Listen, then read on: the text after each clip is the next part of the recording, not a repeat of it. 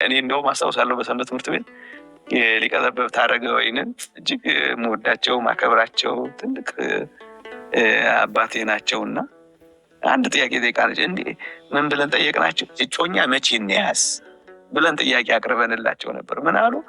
በዚህ ጊዜ ላገባ እችላለሁ ብለህ ስታስብ እጪ ማለት የምታገባበትን እድሜ መወሰን በምትችልበት ጊዜ እጮኛ ያዝ ማለት ምንም መቼ እንደምታገባ በማታስብ ማለት ኢኮኖሚያዊ ዝግጅት መንፈሳዊ በሌለበት ዝም ብለህ እጮኛ ብትይዝ ፈተና የተራዘመ ነው የሚሆነው።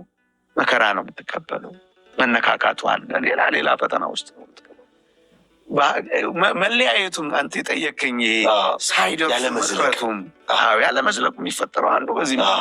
ስለዚህ ያንን አጭር ጊዜ ለማድረግ ብሪፍ ኢንተርቬንሽን አጭር ቆይታ ለማድረግ መቼ ላገባ እችላለሁ ብለህ ማሰብ ስትችል ያን ጊዜ እጮኛ ያዝ ይላል።